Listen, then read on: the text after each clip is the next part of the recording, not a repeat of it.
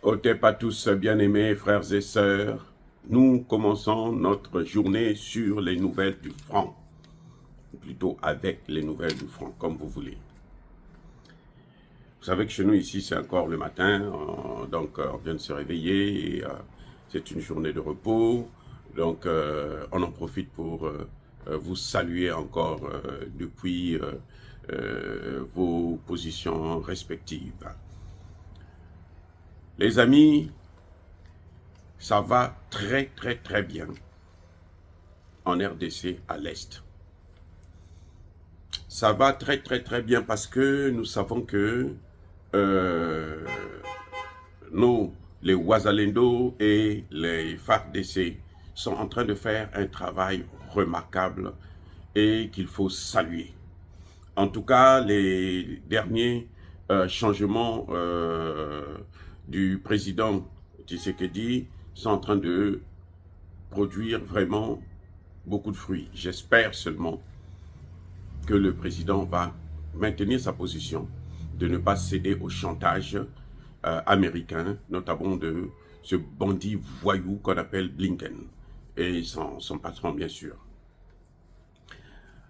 Pourquoi je dis que ça va bien? La journée d'hier a été une journée où on a entendu sur les réseaux des génocidaires, criminels, ou plutôt des terreaux du Rwanda, et leur supplétif de M23, leur cheval de Troie, avaient pris la ville de Katale, dans le Massissi.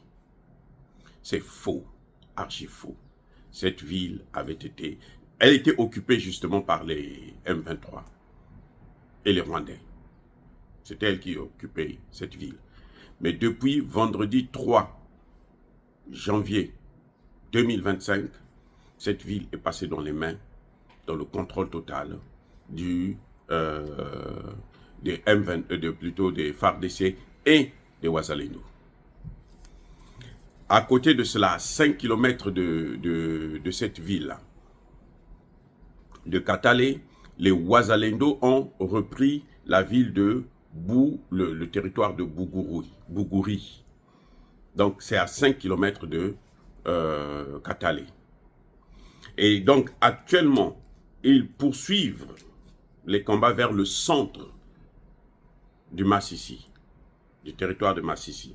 Et les combats se passent exactement dans le groupement de Oufa Mandou, plus précisément à Ngungu. C'est là-bas qu'il y a actuellement, au moment où je suis en train de réaliser cette vidéo, qu'il y a des combats intenses entre ces bandits criminels qui veulent venir occuper, prendre ce qui ne leur appartient pas. En revanche, il faut reconnaître que depuis ce matin, nous avons appris que nos FARDC et les Ouazalendo ont repris les villes de Kamatale et Masumba. Il y a une autre ville qui est très importante qu'ils ont reprise, c'est Kabingo. Pourquoi c'est très importante? Elle est très importante, cette ville. Kabingo est une ville riche. D'ailleurs, tout le secteur du Massissi, là, en fait, c'est riche en coltan. Mais Kabingo, vous savez, c'est le centre même dans le Massissi. Et donc, ils ont repris cette ville. Ce qui fait que comment vous les appelez? Les Rwandais ont perdu une bonne partie du coltan qu'ils occupaient, qu'ils pillaient, qu'ils volaient. Les propriétaires ont repris ce qui leur appartient. Ça fait que ça coupe les ressources des Rwandais. Écoutez bien, ça coupe les ressources des Rwandais. C'est pour ça que vous voyez que les Américains sont en train de faire pression, parce que les Américains, eux, ils passent derrière le Rwanda pour prendre les matières premières, pour acheter les matières premières, bon marché. Et c'est pour ça qu'ils financent cette guerre. L'Union européenne aussi, c'est pareil. Donc, quand plus on prend des territoires, plus on affaiblit non seulement le Rwanda, mais aussi les Occidentaux. Bien sûr, c'est ça le problème. Parce que je vous ai déjà dit que cette guerre, c'est une guerre contre l'OTAN. contre la communauté intercriminelle. Ce n'est pas une guerre contre le Rwanda. Le Rwanda n'est que la partie visible de l'iceberg. Le Rwanda n'est là que pour, comme le cheval de Troie, pour jouer le jeu. Mais même Kagame lui-même, c'est parce qu'il est bête, sinon il devrait savoir que lui ne tire à rien et il ne tirera à rien dedans. On en parlera dans une autre vidéo, on va vous démontrer pourquoi.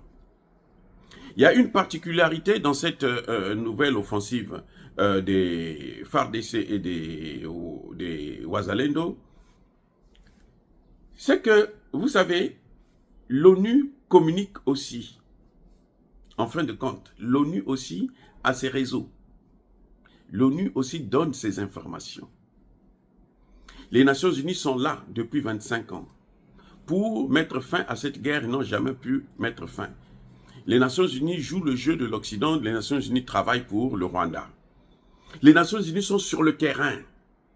Partout là où il y a des combats, là, les Nations Unies sont là. Vous savez pourquoi?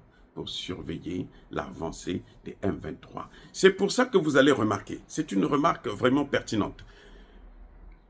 Les Nations Unies ne communiquent que lorsque il y a une avancée des M23 et des Rwandais, Ougandais, Kenya. C'est là que vous voyez, les Nations Unies sortent un communiqué rapide. Ah, vous savez, ils ont pris telle ville, ils se sont maintenus. Les combats, l'armée congolaise n'a pas pu les repousser. Faites cette remarque, observez bien.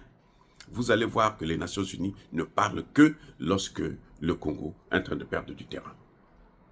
Et ça, c'est dommage pour une organisation dite internationale. Dire cela, c'est inciter à la guerre ou à la violence. Non, ce n'est pas notre objectif. Nous voulons que ça s'arrête. Et nous voulons que le Rwanda puisse repartir chez lui. Que les Rwandais repartent au Rwanda. Le Rwanda au Rwandais, le Congo au Congolais. Point final. C'est ce que nous sommes en train de... C'est ce que nous voulons et c'est ce que nous demandons et c'est ce que nous obtiendrons. Les gars, soyez bénis, abondamment bénis par le Dieu de Kémite et par nos ancêtres évangélisés. Mais que tous ceux qui persécutent le continent africain, le déstabilisent, le pillent, qu'ils soient noirs, qu'ils soient Kagame, qu'ils soient blancs, qu'ils soient juifs, indiens ou qui qu'ils soient punis, maudits, foudroyés, neutralisés, écrasés, effacés par le Dieu de Kémite et par nos ancêtres évangélisés. Vive l'Afrique éternelle, j'ai dit et j'assume. Bravo encore une fois de plus et bonne année à vous tous et surtout à nos patriotes Wazalendo et notre armée FARDC.